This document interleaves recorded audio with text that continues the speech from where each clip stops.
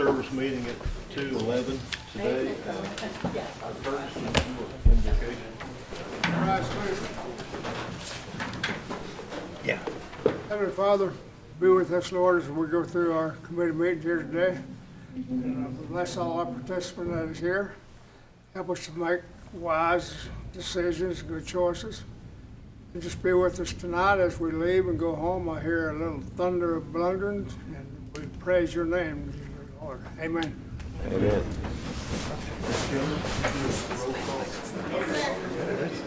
Dick White, Here. Harley Buzzard, Here. Bill England, Here. Keith Austin, Here. Jack Baker, Here. Joe Bird, Honey. Sean Crittenden, Honey. Don Garvin, Frankie Hargis, Present. Wanda Hatfield, Honey. Rex Jordan, Here. Curtis Snell, Denise Taylor, Here. David Thornton, Victoria Vasquez, David Watson Stitt, Brian Warner. Honey. We do have a quorum. Thank you. I'd like to ask for approval of minutes. Make a motion to be approved. Second. All in favor, say aye. Aye. On report, Mark Delaney.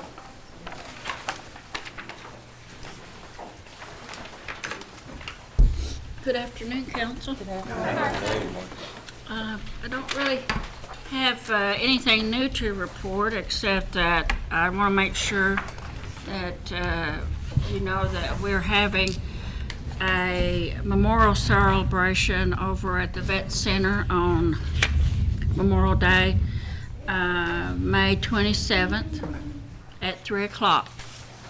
And it's just going to be a short ceremony, but anyway, you're all invited to come. It's not too soon that if there's any council members that want to go on the honors flight, be sure and let us know. Mr. Snell, are you going to go this year or Well, on the Warrior flight? If Gail get me a ticket, I will. I think I'm gonna go. Is it one way? Okay. Just let,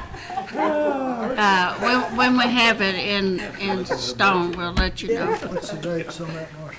It'll be in the second week in September, I believe. And we are getting a lot of referrals, and a lot of these referrals are coming from you guys, and we really appreciate it, especially our World War II veterans. And so I wanted to be sure and report on that. Right now, we're looking at, I believe there's 5 that are interested in going, and so we're trying to confirm all that. But anyway, if you have any questions, I'll be glad to answer. Harley Buzzard. Marcia, I just have, I guess my first question is, do we have a MOU with the Veterans Administration? The reason I'm asking that is part of Gary's through the HAWSDA, through housing. We found out that we didn't have an MOU with the Veterans Administration, and there's a lot of housing that can be got, especially for veterans, for low-interest loans and things like that. So Gary, could you give us Marcia and see about that? I heard from the Veterans Administration's director, and he said we don't have an MOU with them. So if we could get that and take a look at it and see if that's something we want to do, you know. Gary would know more about if that's what we want to do or not. So if you guys get Oh, I together. wouldn't say that. The reason I say that is because it's through some of his program work that Yes. he's doing housing for veterans. It is a good loan program, to be honest. Actually, the 184 program Yeah. is a lot better. And I thought you'd probably say that too, but I just wanted to make sure. And I don't know if the MOU may include other things, but it doesn't strictly have, okay, all right. I'll let you know. Harley, we've actually been talking to them, and we're talking about doing one for the same thing that Rogan Noble did. I believe I discussed it in the last committee meeting, and it will, I don't know if it'll be a MOU or not, but it will be allowing us to get veterans certified to the Veterans Administration. And I kind of thought what Gary said, that the 184 program works Yeah. well for us in that. So, anyway, thank you, Gary. Thank you. Denise Taylor. I was just curious on the child support collections. They seem to be way down from October to December for the first quarter of this year, and I just wondered if there was a reason for that. Am I reading this wrong, or? It shows that in the fourth quarter of 2015, it was $1,253,000, and first quarter of this year, it was $734,000. I don't have it in front of me, but let me look at it and I'll respond to you, okay? Awesome, thank you. That's all I have. Chief? Marcia, on the veterans, the qualifications that Rogan Noble had, we don't have anybody at this time that has those same qualifications. If we do, can we not train somebody to go out and take training and be certified equivalent to what he was? Well, Joe, I really think that we are real close to getting that done. It's just, for a long time there, after Rogan died, it was just kind of a closed subject. But they are the ones that contacted us, and what it is it's opened it up to tribes. Okay. And so we're not the only tribes that are meeting with them. And so I think it's going to happen. But right now, we have different veterans organizations coming. And so, do we have someone certified? No. Okay. Can we have someone that's like a liaison, like he was, to the Veterans Administration that could take care of our veterans that need help with applications, paperwork, and so forth? They come twice a month, I believe, over there. Okay. But what I have found since working with the Veterans Administration, there's little entities all around. And if you do an MOU with this one, doesn't mean you have an MOU with that one. So if you want it through a tribe for everything, then you're going to have to go higher up than Muskogee or something else. You're going to have to go all the way to D.C. to get a generalized MOU. Through our self-governance, can we not just have someone that is negotiate through the DC level? We don't need to go local. I mean, we need to stay in touch with them, but that's too much red tape for our veterans. I have sent that down for them to start working on. Okay. All right. Thank you, Mr. Chairman. Welcome. Yes, ma'am. I had a citizen ask me about, have we done like, and I can't remember, it's been a few years back, where people bought bricks for veterans, or, do we have something like that? Have what? I'm Like sorry. bricks, you buy a brick? Yes, Or yes. is that Over at, in front of the monument. still in front of the monument? Yeah. Okay. There's two phases to that. They can buy a brick now and get one of the new ones, and then the first phase is we're replacing what was over there because they're all getting faded out. Well, that was the concern, that I think they had like 3 bricks, and they wanted to know, I guess, what they could do. Yeah, it's a slow process because we're doing it in little bitty increments. Is that And, through your office, though? Would that be through your office? Yeah. Okay, thank you. Thank you. Thank you, Marcia.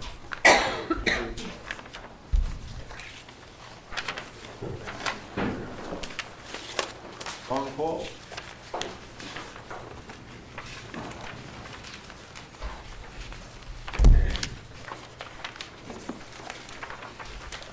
Hello, everyone.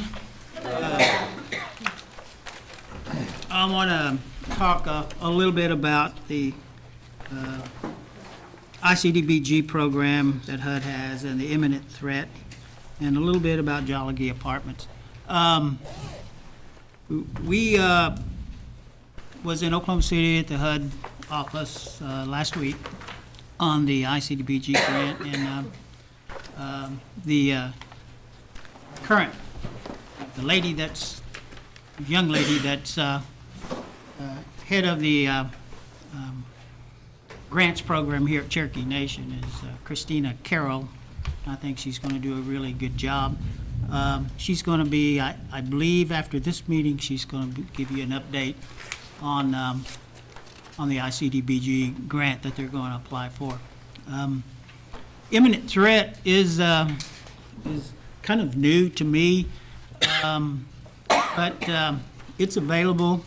It's not a ICDBG grant, and there's no real deadline for doing the application for the funds, but it has to be something that is health and safety, that there is a possibility that there could be a loss of life or lives, and that's something that I'm going to look at closer with Mr. Billy Hicks. And there's been some tribes to get a grant, and we've talked with them, and we're going to talk to them some more. And we actually got a copy of one of the grants that was funded, and I didn't see any life-threatening situations there, but we're going to look at it, and we'll come back to you and let you know what we come up with. Last thing that I have is the Cherokee Apartments. I don't know if everyone knows, but those apartments was a HUD. It's a HUD program. It was about 30 years ago when the units were first built, and it's built under what HUD classifies as 202. It doesn't mean anything. It's just 202 of a regulation or a law. And they're nice apartments. They've been around a long time, and we've got a few vacancies there now. And if anyone wants to refer someone down there at Salisaw, just let me know, and I'll give you a phone number and a name of a person. They're nice little apartments. So, yeah. With that, I'll open it up for questions. Denise, statement. Last we spoke, we were waiting on the funding to come in for the existing home water, for septic tanks and that sort of thing. I just want to know if those funds have been received. Looks like they have. Here comes the water. Water. No, ma'am, we have not received the funds. We're in the process of doing the paperwork to transfer the funds, but we do have a project number from Indian Health Service, so we have started putting homes on that project, and we've gotten the authority through the department here, the accounting department, to go ahead and start putting people on that project. They've set a activity number up for us under our budget, so we can start putting people on there and providing services. Thank you. Mhm. That's all I have. Harlan? Billy or Ron, on our tribal community funds, I know they're 50% expended, and we're looking at dropping some of the projects that were on that list. Do you know what those projects are? I'm curious to know what may not get funded. Off the top of my head, I don't have that, but I can send you a list of the ones that were anticipated to be funded off that list, and then the ones that if we don't have the funding, we would probably cut and wait till next year's funding. I'd like to see that list. And what we're talking about is IHS list that Billy sends in every year to get funding from the tribe. Some of those projects aren't going to get funded from what it looks like. And these are special type of money that you get from the tribe on those. So he'll be sending a list around, and so we may want to take that list and see. You know, I'm sure you've got priority points. Is that how that works, Billy? Right. And some of those that don't score the highest is the one that's probably going to get dropped. Right. Mr. Cooper?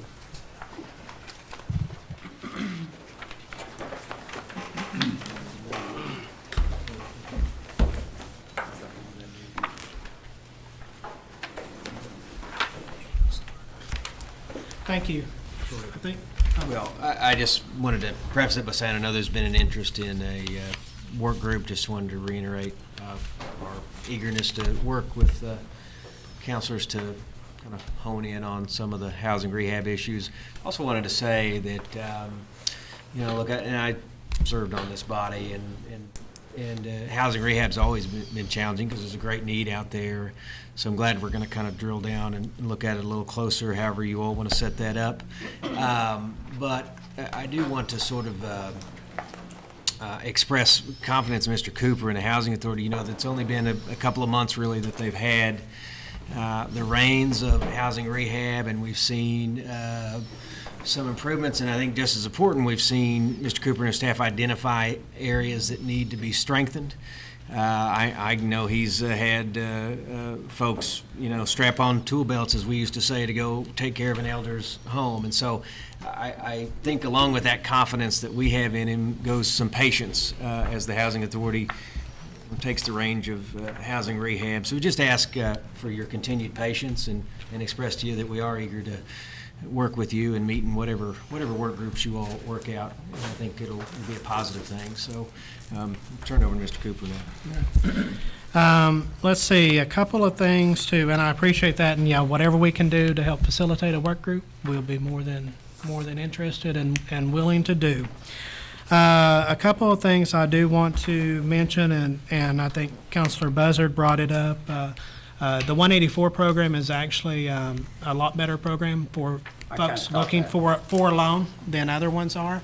And then also, like for instance, the HUD Rental Assistance, the VASH program that we got. After looking at it, it was actually going to be better for VA to actually hire someone directly through them to be the case manager at their level because of some of the requirements they had, like they be a licensed social worker and things of that nature. So there are some housing issues that we do collaborate on with the VA. And I kind of thought the 184 program actually worked better because I could see the eagerness about people wanting information. So thank you for that, Gary. You're welcome. Also, let's see, negotiated rulemaking is something that has been going on for quite some time. Under the NAHASA program there are actually two parts of regulations that are negotiated from time to time. The first part has to do with the funding formula. That is what we've been working on for a couple years now. Those regulations, the proposed regulations, have been approved by OMB. They have been sent to the authorizing committees. So authorizing committees have, I believe it's 15 days to review those. And if they don't have any issues with them, then they go out for publication. So it looks like that maybe the NEGREG will be able to finish up its work on this issue, maybe probably sometime late summer, if not before then. And then if and when NAHASA is reauthorized, that's something we've been waiting on since 2013. I'm sure that you heard a little bit about that last week, but is something that we have been working on. And then once that's done, then negotiated rulemaking can take place on all the other regulations, everything but the funding formula. So that is where we're at on that. Let's see, also wanted to mention that we had our the National American Indian Housing Council, which is the only Indian housing association that is out there to represent Indian housing across the country, had our annual meeting last week, our annual convention. It was a great meeting, had over 700 people, which is the largest attendance we've ever had that I can think of, if not ever, one of the largest attendance ever. And Principal Deputy Assistant Secretary Lourdes Castro Ramirez was in attendance. Lourdes is over the Department of Public and Indian Housing. So Indian housing is a very small piece of that. Public and Indian housing has about a $26.5 million or billion dollar budget.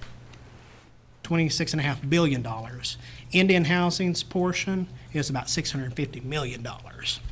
So we're a very small part of what they do, but in the short time that she's been there, we have worked with her, we have worked with Secretary Castro on the need to form a tribal advisory committee, something that's been needed at HUD for a long time. And she announced last week that they are in the process of releasing some information on the formation of a tribal advisory committee there within HUD. So we look forward to seeing that probably come out in the next few weeks. I was hoping that maybe she would be able to make an announcement on the new Deputy Assistant Secretary for the Office of Native American Programs at HUD. Still not ready to make that announcement just quite yet. They're still doing background on the individual selected. I do know the individual that is the potential candidate. Do know that they would be excellent for the job. I've worked with them on some other issues for a long time, and I think they'd be a very good fit and an asset to the program. Other than that, I think that is all I have, and if you have any questions, I'll be happy to answer those. Go ahead, Chief. Yes, after several emails from some of the council members on that work group, Yeah. we will be happy to work with you in whatever way that we can enhance and improve the services to our people. You bet. And, we're gonna attempt to do a small work group. Hopefully maybe about 5 because, and I don't want to be on that work group. I've got faith in these council members that want to devote some time. Councilor Critton has, expressed that he wants to be on there as well as the chairman here. I think Mr. Jordan here. So probably 5 is about what we will throw out there just to work on their own and then help you with anything, provide resources, finances, whatever it takes to improve, the situation that we're in. And thank you, and I welcome that, Mr. Speaker. And I'm happy to come out here and meet with you all out here. I'm happy to open up our doors to you all. We have our meeting room down there. I'll make sure you let me know when's good for you all, and we'll make arrangements that y'all We're gonna work this y'all with can the meet down chairman there. here of our committee here. So anyway, thank you, Mr. Chair. You're welcome. And yeah, Chief Bird and I discussed that this morning, and the small group we thought would work best. One thing, Gary, that I'd like to ask you is that I notice your meetings are not lined up with any of our meetings, and a lot of us wondered if you could align your housing authority meeting on, say, our finance and rules meeting day, so that some of us might stay over and at least be in the gallery. I know we've got an advisory board there, but I've never had a report back from the advisory board, so I'd like to kind of go and sit in once in a while. Okay. If you all could see your way to do that, that would be great. It may not work out. And I'll be happy to express that with our board and see. Generally, the regular board meeting is held on the third Tuesday of every month, which is in the bylaws, but that's something that could easily be changed or looked at. There are occasions where there are things that come up, either it conflicts with something else or someone won't be able to attend, and they try to make those arrangements at least a month or 2 months ahead of time to let those know. But yeah, I can certainly take a look at that for you, Mr. Chair. And thank you. And any questions? Yes, sir, go ahead. Gary, now you knew that wanting to do that work group had nothing to do with confidence in you because, obviously you just started, but. Yeah, I think I counted it up today in 71 days, and I think we've Right. already seen some improvement. And I think that, and like the Secretary said, I mean, I don't think that anyone here, and I hope that you or no one else out here thinks that we're not doing whatever we can to make sure that what needs to be done isn't getting done. I mean, my staff, I have, literally said, you're going out on a work crew and we're getting something done. This job has been bid out way too many times. We're not bidding it out again. Strap on a tool belt, grab a hammer, and we'll go get this job done. So, I mean, I am interested in doing what it takes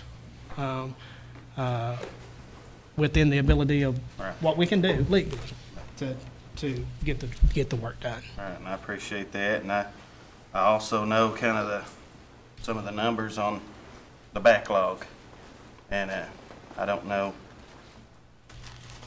I just think I'd like to offer some of us just some help and see where we're at, because all of us have folks in our district that ask, Yeah. every day, and so that was my intent, is just to get involved, see where we are, if we have, as well as we're in the fields, with the folks. Yeah. And it's that was my intent, just to help, and to help myself too, kind of knowing where we're at. Yeah. And so who do I ask if I'm wondering kind of when we can meet? Is that going to be the chair? We're going to get to that and have Gail send that out to you pretty quick. I think that's what we're saying. Thank you. Probably today or tomorrow. Thank you. And I think Brian had his hand up and then Harley. I just kind of want to echo what Sean said. I've got the utmost confidence in your group. And I am on that advisory committee, so I, attend meetings and my purpose for wanting to be on the work group, I mean, it's obvious, housing rehab is a big part of my district, as well as it is Councilor Crittenden's, Councilor Taylor, a lot of us, Councilor Thornton. And I think it helps us, like he said, we're out in the field, but, then that way we're aligned up with what you guys are doing. I mean, you guys know the inner workings and what you're wanting to do. And it helps us to go back when we get those calls. This is the plan. It's not, hey, let me call somebody and find out the plan. Yeah. I sat in a work group and they came and they presented this to us. And we gave our opinion here and there and, and kind of worked towards that. So I appreciate you. Thank you. Thank you, Council. Harley? And I just kind of echo what Councilor Warner was saying. I think a big help would be, and I've noticed a change already, Gary, is when our inspectors or whoever goes out to those people and says, I'll get back with you, they need to get back. That's the big Absolutely. problem. Absolutely. Okay, so we're gonna get back with you, and it's 2 months later. That they doesn't- called Harlan, they said they get back, and nobody, but I've noticed when I do something with you, Gary, you get back, and that's really appreciated. And I think the homeowners feel the same way, and that would certainly, Yeah. that'd serve a lot. And I find that Yeah. more important than anything else you can I do. agree. I And agree. even if it's, you got to call someone back and say, Can't do we it. can't do it, Exactly. they appreciate that more than anything else, they know because at least they have an somebody's answer. Or, even if you have to point them in a different direction, at least they're getting some type of answer. And I think they appreciate that. And, communications is a big key. And I certainly appreciate it. And anytime you send me something, you can count on, we'll make sure that someone gets in I'll contact have with to them. say that you've always responded to me, so that's good. Thank you, Mr. Chair. Mr. Garvin? Thank you, Mr. Chairman. I visited with Gary on this before the meeting, and my district is bad pit bull, and it's a housing addition. We don't own all the houses, but the one he's in is a new house. And we need some way to kind of control this. I know right now we probably can't, but in the future, person gets a new house, they ought to agree not to have any pit bulls around the house. And it can be dangerous for the neighbors, I know. And Not really funny for them. no, But can we think of some way to solve this problem in the future? I can tell you this isn't the first time that's came up, and yeah, we can certainly look into it again. Since we got the mortgage, can't we put a little pressure on him to get that dog, take him hunting or something? We can certainly try. I cannot make you any promises that it will work, but we will certainly try. Because that's one of the big issues is, now some counties do have some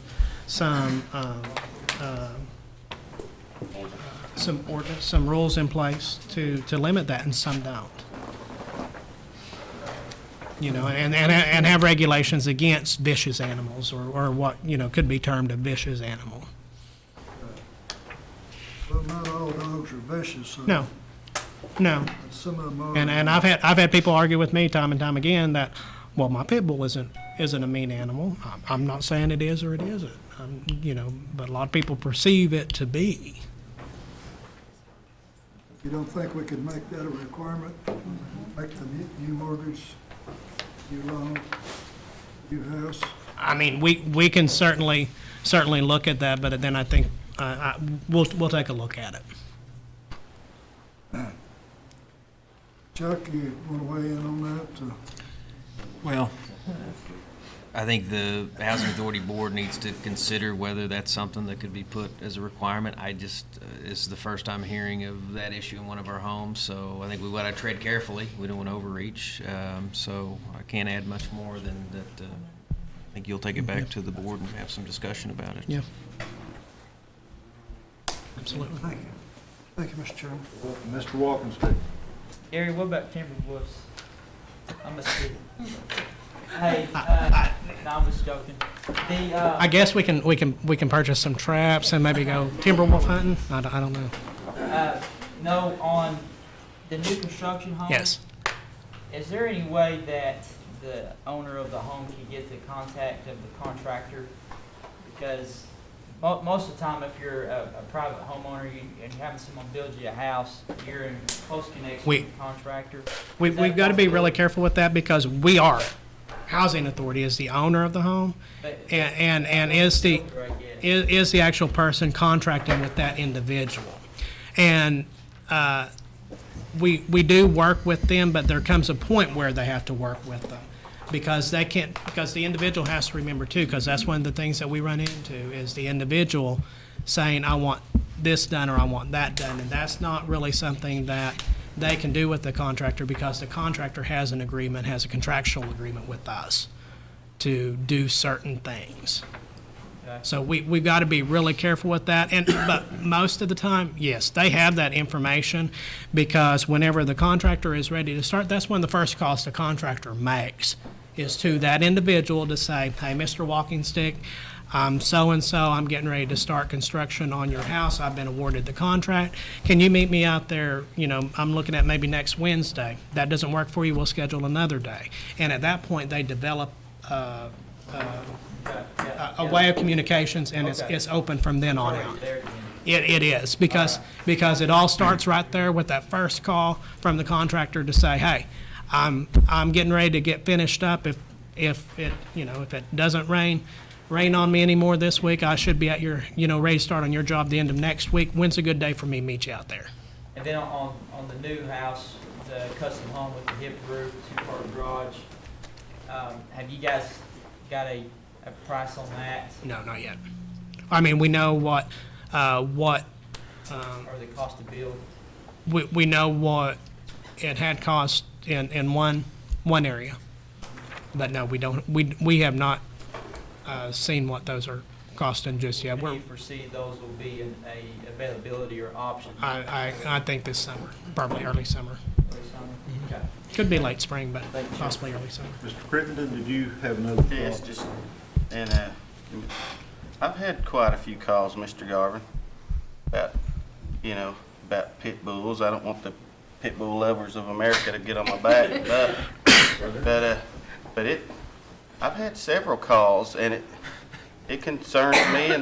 And Hogner Heights down there, I hadn't looked at it, but a lady had said that it is in some of those policies. Maybe not. Well, now Hogner Heights would be in our low rent, and those are actual apartments. So those have a lot. I mean, that is actually an apartment. Yeah, and that was, Because the other thing we run into in rural areas is, now in Mr. Garvin's case, from what Mr. Garvin was telling me, and this was the first time this was brought to my attention, but we know where the dog is, who the dog belongs to. There's been other cases in the past where we don't know because it doesn't belong to any of the people there. It belongs to someone down the road that we don't know from. I've had several calls too. Yeah. And it's just, and one of them in kind of a rural area, there's a cluster of homes. And I don't know, it is concerning because I had a, like I said, vicious dog. You don't want to get them after you, but I had a neighbor, and I pay for that land. Yeah. And I didn't even feel like I could let my daughters play because that particular dog was coming out on my land, So I love dogs, but I know what you're saying, Mr. Garvin. And this is the first time it's been brought up recently. I know, but over the past, I've been at the Housing Authority for 17, 18 years, and it isn't the first I've ever heard of issues come up. Not just with this, back years ago we had issues with chickens. So I mean, you're always going to have issues, but we will certainly take a look at it again and see if there's anything that we can do. Thank you. Harvey? Just real quick, just to follow up on what Councilor Crittenden going, and we'd looked some of this stuff up before, Gary, and I think you were with the house. And there are covenants on Yeah, some of those. on some of them. But I was thinking there was covenants on some of the individual homes also too, about, cars being there, Yes. junk being there and stuff like that. So it may be a dual situation, so we And- have to, I think yeah. we just have to look at it and see what the legalities are of it. Yeah. So, but it also And it covers- could be, and, on most of the ones that I can think of off the top of my head, it talks mainly about breeding operation, Yeah, commercial yeah. deals, things of that nature, not an individual animal, or limiting the type of animal, because then I think, we'll take a look at it, Yeah, because I then think you're. you're right. I think animals was not addressed in it. No, because then, okay, well, is it just a pit bull, or, is it a pit bull mix, or, is it a pit bull, whatever it could be, and you run into a whole different gauntlet of things. Thanks, sir. Mr. Chairman, just briefly, as we were talking earlier about council's involvement with helping make this program even better than it is, one thing I was reminded of is I think it was a council member who suggested something very simple but has been, I think, very effective, is that when staff goes out, they're given business cards so that, there's some accountability there. So you got the card of the person that came out. That I don't think always happened, and it was just a suggestion that was implemented. So I know Gary's looking every day for things big and small to make it better, and we're going to look forward to getting that meeting scheduled. Yeah, and thank you. Yeah, and like I said, anytime something comes up, just like you, let me know. And whenever it comes to my attention, we'll certainly look into seeing what we can do. No different than the dog issue. And thank you. Appreciate it. And if anyone's looking for a dog as a dog catcher, I could have something. No, I'm not joking. I'm not hiring a dog catcher.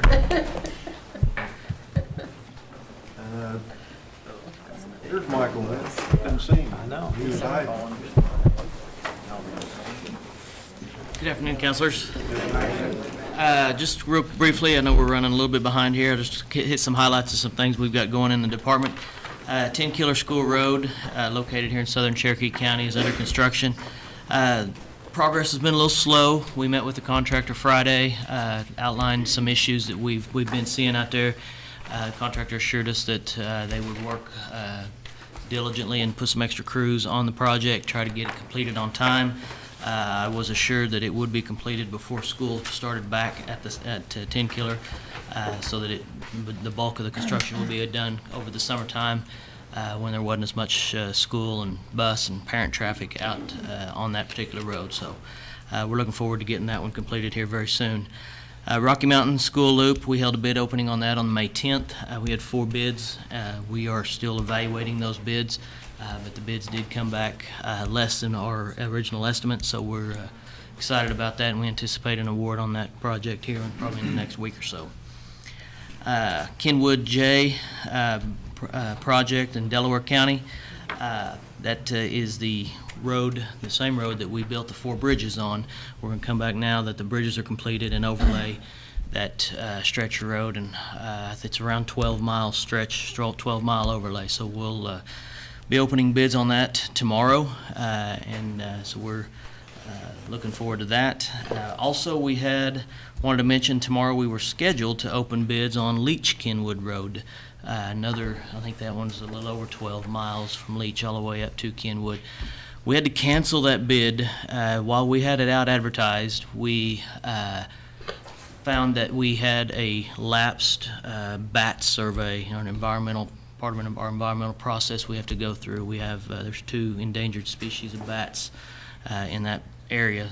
We found out that we had a lapsed bat survey, and we could have gambled, I guess, and went ahead and opened the bids and made an award and went through the process. But if the survey would have came back positive, which they'll be able to survey towards 1st to mid-June, then we would have had some issues we'd have had to overcome. So the decision was made just to cancel this bid. We'll go ahead and go through the bat survey first to mid-June.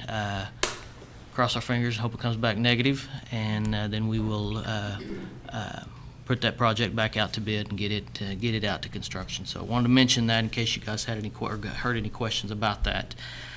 Northeast 4 Gibson Road project. Our right-of-way acquisition is completed. Utility, Lake Region in particular, is acquiring a few more easements that they needed to get their utilities in. All of the utility companies are working on plans to get the utilities relocated, so that project is progressing along. White Oak Road in Craig County is under right-of-way acquisition as we speak, and progressing very well at a pretty good pace. And lastly, I want to mention we started this last year, and we're going to continue it this year. We, as a department, will select a road to go out and pick up trash on. Last year, we picked it up here on what we call Stick Cross Road or whatever, that turns Bald Hill Road basically and goes back towards the powwow grounds. We picked up trash along there. This year, they've selected to pick up trash on Barber Road in southern Cherokee County. It's near the 10 Killer School project, if you're familiar with it, but Barber Dry Creek. So this Friday, as a matter of fact, we'll be picking trash up along that project, and we've worked out with the county commissioner in District 3, Cliff Hall, to take care of the trash for us. Once we've picked it up and bagged it, they'll take it to the solid waste transfer station. So we're excited about that. That is my report, Mr. Chair. I'll be glad to answer any questions. Okay. Any questions? Janice? Have the bids been let for the transit buses? The bids, I'm sorry, have been led, is that what you said? Have we, it says the selection is anticipated end of April. Yes. The way I'm reading it. Yes, we do several weeks, if not months, to get those built. They are built, custom built, but yes, we have awarded that and do anticipate those coming in the coming months. And are those CNG or? They are biofuel, so be CNG or gas. Okay, very good. Yes. Harley? Michael, I noticed on the Candace Dry Creek Road, that Zone A issue, is it still hanging out there?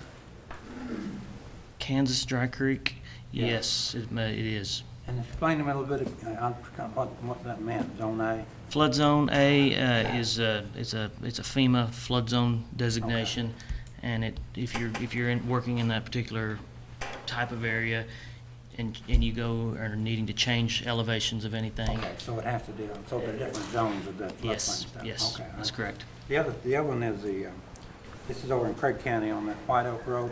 Does that go by the ceremonial grounds there, are you familiar with that? Not terribly familiar with the I ceremonial know it grounds. used to go from White Oak School all the way up in there, but I didn't know if it went by the ceremonial grounds. It goes up past the Shawnee Community Building. Is that where the ceremonial grounds are at? Yeah, well, yeah, up that road Thereabouts. there. Yeah, it'll tie all the way into Highway 60. Okay. Yeah. So it will go, okay. Yes. The other one is, I had a question on this transit stuff, individual demand response trip. How do you do that? Well, I see there's over 6,000 riders on there. Where do they make those calls to? The rider will call the agency, for instance, CATS, Okay, Pelivan. Pelivan, They'll call and okay. schedule that. We ask that they call us at least 72 hours in advance so that we can ensure that there's a bus and a driver available. But yeah, they're responsible for making their own calls and setting them up. Now, do you know, and do you know if these go out of district? Like if a person had to go from Jay to Tulsa to St. Francis Hospital? They can go out of district, again, based on availability, but they'll pay the reduced fare up into the jurisdictional line, and then they're liable for the full fare beyond that, which that could vary depending on where they're going. That could vary from provider to provider. All right. Thank you, Mr. Chairman. I think for my people, a lot of them will spend $20 getting out of the jurisdiction to like St. John, St. Joseph area. And there's supposed to be a payback for Pelivan through the clinic system. If you want to probably talk to the clinic administrator and see if they can. I see. And I think that happened, but that's a good idea. Anyone else? Okay, thank you, Mark. Thank you. Hannah Knight. Good afternoon. Afternoon. Excuse my allergies. You should have a copy of my report, and I just wanted to highlight that we're going to have a self-sufficiency counselor working out of the Stillwell Career Services offices 2 to 3 days a week now regularly. So that's going to be a benefit, and she'll handle training in the Sallisaw Stillwell area. Also, we finished the tax returns, and I don't have the exact numbers for you, but we saw well over 1,000 people this year, helping them to prepare taxes and recapture some of their tax return. And we're working right now on some details for a home ownership fair that we'll hold in the northern area and in the southern area to try to talk with people about how to go about purchasing a home. Other than that, I'm happy to answer any questions that you might have. Any questions? Right. One quick question. Consumer loan, small business, what's the average size? About 1,000. About 1,000? Okay. Thank you. Thank you, Mr. Chairman.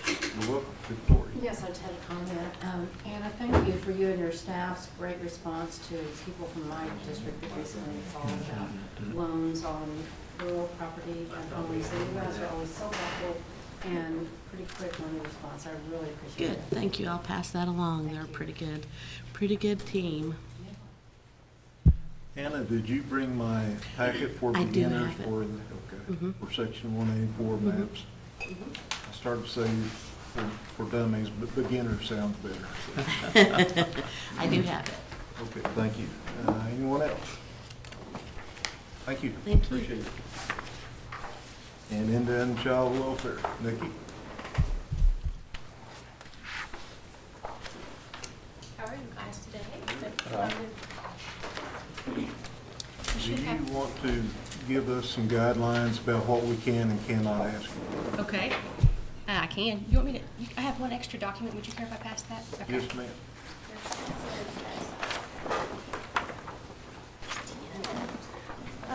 Basically, anytime you're dealing with confidential matters involving children, all of their matters are kept confidential. So a lot of times if we're referring to a case, we have to use the child's initials. But anytime we talk to someone who's not a party to the case, for instance, a grandmother might call me on a case and want to know about her grandkids, and I cannot tell her any facts. The way we get around that is we have mom on the phone, and mom asks the questions, and I answer mom, and allow grandma or whoever else that she wants to hear to be on the phone. So that's really I can't really divulge a lot. I can speak in terms and try to give you some examples, but that's about the best I can do. We got you. So in my report, there is one small typo, and I apologize. I tried to prepare this myself at the last minute, and when I was told that you guys wanted me to show up. So on the first page, actually it's page 2, I accidentally added an extra column, and it's 1661 is how many children we're actually working with at the current moment. And then on the next page, we actually made 635 visits to court, not 33. And I just couldn't quite get the computer Excel program to access to change my numbers, so I had to do all that myself by hand. So I apologize for having those two incorrect, but I have gone over it thoroughly, and those are the two typos. Good. Any I'd be happy to questions? answer any questions or any concerns that you might have. Yes, sir. Go ahead. Thank you for this report. I noticed in your report the out of jurisdictional boundaries of any child welfare cases are a lot higher than jurisdictional boundaries. What kind of, do we give them any service at all? Are you talking about out OCAPs right there where it says Yeah, 774? eligibility notices here. Okay, eligibility.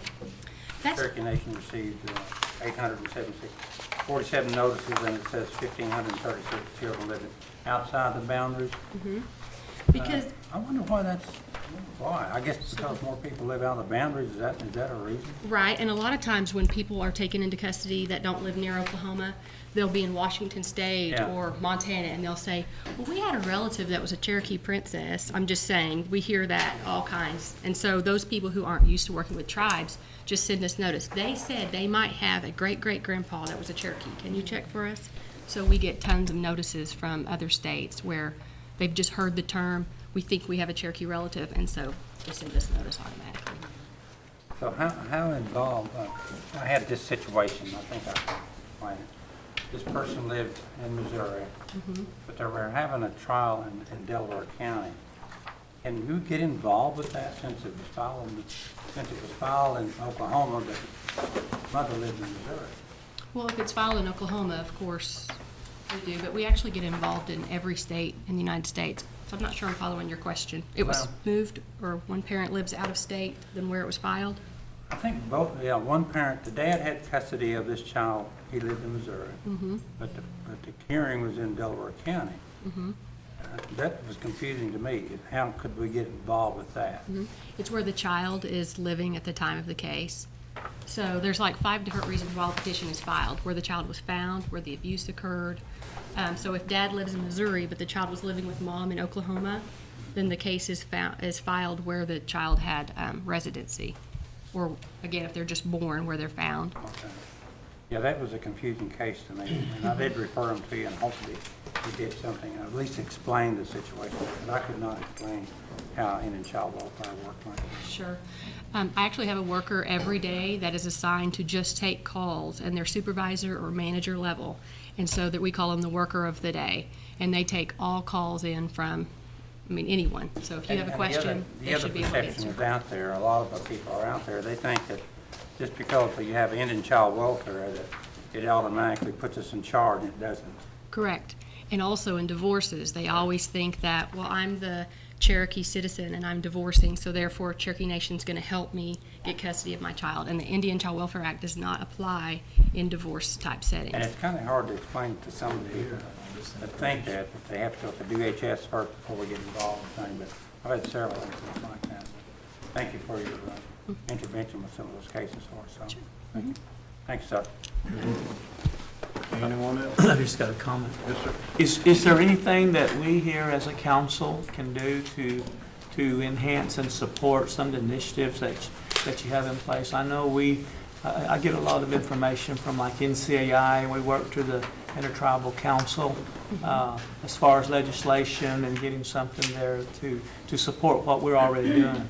Sure. If there's something that we need to do from our end, and I know you probably do, but don't hesitate to ask. Okay, sure. Well, I passed out the logic model, and I just wanted to give you an idea of, this is something that I've come up with as a partnership through Northeastern State. And for the next 5 years, these are our goals. What's in red is actually what Indian Child Welfare has already accomplished in the last year. And so if you'll notice where the inputs are, I actually have Cherokee Nation Tribal Council. So I appreciate you making that offer, and I have you down as a partner so that we can come to you if we ever have an issue.